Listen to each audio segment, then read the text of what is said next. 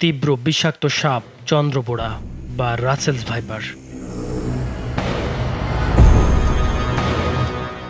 সম্প্রতি এই সাপের কামড়ে দেশে মারা গেছেন। রাসেলস ভাইপার সাপের লম্বা দাঁতগুলো তাদের উপরের চোয়ালে ভাঁজ করা অবস্থায় থাকে। আক্রমণের সময় এই দাঁতগুলো খাড়া হয়ে শিকারের শরীরে বিষ প্রবেশ করায়। হেমোটক্সিক প্রকৃতির এই বিষ শরীরে প্রবেশ করার মাত্র 5 সেকেন্ডের মধ্যেই শরীরের রক্ত প্রবাহে মিশে গিয়ে রক্তের কোষগুলিকে আক্রমণ শুরু করে। এতে জমাট বাঁধতে শুরু করে আক্রান্তের রক্ত। এর ফলে শরীরের ভেতরের রক্তনালী ছিদ্র হয়ে অভ্যন্তরীণ রক্তক্ষরণ শুরু হয়।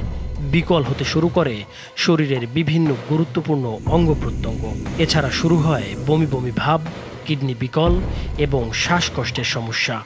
অবশেষে অভ্যন্তরীণ রক্তক্ষরণের কারণে শরীর সম্পূর্ণভাবে অকার্যকর হয়ে পড়ে মৃত্যু ঘটে।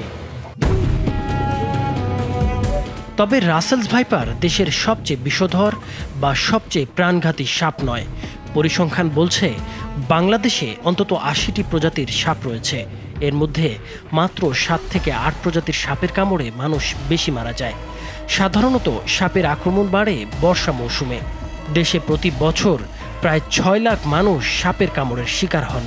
এর মধ্যে মারা যান অন্তত 6,000 মানুষ।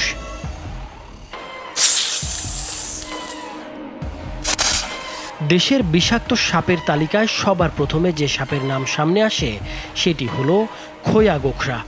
এর বৈজ্ঞানিক নাম নায়া নায়া। সাধারণত রাজশাহী অঞ্চলে এদের সবচেয়ে বেশি দেখা যায়। এই সাপে কামড়ানোর পরে চিকিৎসা না নিলে গড়ে 8 ঘন্টা পর একজন ব্যক্তির মৃত্যু হতে পারে। এর পরে আসে পদ্ম গোখরা নামের এই সাপ। স্থানীয়ভাবে একে জাতি সাপ বা জাত সাপও বলে থাকে। সিলেট ও নোয়াখালী এদের সবচেয়ে বেশি দেখা যায়। দেশে যত সর্পদংশনের ঘটনা ঘটে এর কামড়ে ঘটে সর্বোচ্চ। চিকিৎসা না নিলে এই সাপের কামড়ের 8 থেকে 10 ঘন্টার মধ্যেই আক্রান্তের মৃত্যু হতে পারে। বিষধর সাপের তালিকায় তৃতীয় অবস্থানে রয়েছে কিং কোবরা বা শঙ্খচূড় নামের এই সাপ। একে রাজগোখরাও বলা হয়ে থাকে। ভয়াবহ বিষধর এই শঙ্খচূড় অন্য গোখরার তুলনায় আকৃতিতে বেশ লম্বা। ঘন জঙ্গল ও পাহাড়ি এলাকায় থাকতে পছন্দ করে এই সাপ। সাধারণত গোখরা প্রজাতির সব সাপের কামড়ের 8 থেকে 10 ঘন্টার মধ্যেই মানুষের মৃত্যু হয়ে থাকে। একমাত্র ওয়ালটন এসি দিচ্ছে 1 বছরের রিপ্লেসমেন্ট গ্যারান্টি।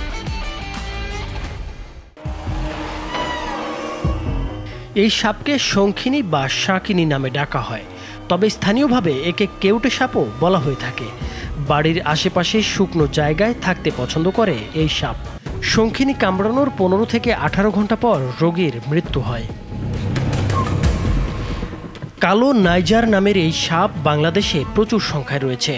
চট্টগ্রাম ও সিলেটের পাহাড়ি অঞ্চল, নোয়াখালী এবং সুন্দরবন অঞ্চলে এদের বেশি দেখা যায়। সাধারণত এই সাপের কামড়ের 15 ঘন্টার মধ্যে আক্রান্তের মৃত্যু হয়ে থাকে।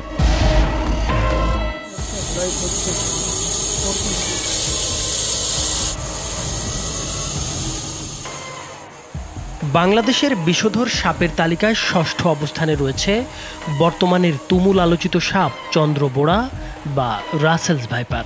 এর দংশনের পর গড়ে 72 ঘন্টা বা 3 দিন পরে রোগীর মৃত্যু হতে পারে। তবে বাংলাদেশে এই সাপের কামড়ের পর 15 দিন পর্যন্ত বেঁচে থাকার রেকর্ড আছে। চন্দ্রবোড়া অন্য বিষধর সাপের চেয়ে কম আতঙ্কের সাপ, কারণ এরা মূলত অলস প্রকৃতির। সাধারণত সাপ মানুষ দেখলে ভয়ে পালিয়ে গেলেও চন্দ্রবোড়া তার অলসতার কারণে পালিয়ে যাওয়া বা তেড়ে আসা কোনোটিই করে না।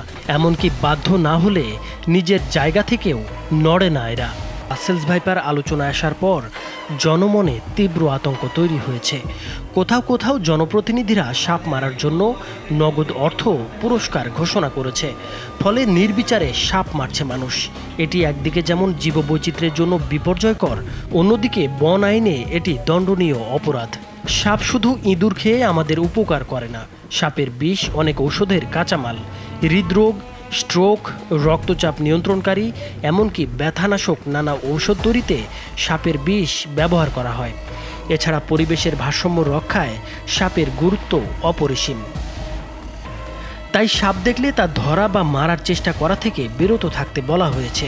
প্রয়োজনে জাতীয় হেল্পলাইন 333 নম্বরে কল করলে অথবা নিকটস্থ বন বিভাগের অফিসকে অবহিত করলে সহায়তা পাওয়া যাবে। আর সাপে কামড়ালে ওঝা বা ঝাড়ফুঁকের আশ্রয় নিলে প্রাণহানির ঝুঁকি বাড়ে, তাই আতঙ্কিত না হয়ে দ্রুত হাসপাতালে যেতে হবে। স্বাস্থ্য বিভাগ বলছে দেশে পর্যাপ্ত পরিমাণ বিষ প্রতিষেধক বা অ্যান্টিভেনমের মজুদ রয়েছে। দেশের প্রতিটি হাসপাতালে ইতোমধ্যে অ্যান্টিভেনম রাখার নির্দেশনাও দেওয়া হয়েছে। প্রকৃতিতে সাপের সংখ্যা প্রাকৃতিকভাবেই নিয়ন্ত্রিত হবার কথা। বেজি, গুইসাপ, বাগডাস, গন্ধগোকুল, বনবিড়াল, মেছো বিড়াল, তিলানাগ ঈগল, সারস, মদনটাক এরা সাপ খেয়ে সাপের সংখ্যা নিয়ন্ত্রণে রাখে। এসব বন্যপ্রাণীকে নির্বিচারে হত্যার কারণে প্রকৃতিতে সাপের পরিমাণ বাড়তে পারে। তাই বন্যপ্রাণী দেখলেই অকারণে তা হত্যা বা এদের আবাসস্থল ধ্বংস না করার বিষয়ে জনসচেতনতা সৃষ্টি জরুরি। নাইমুর হোসেন, মাছরাঙা টেলিভিশন।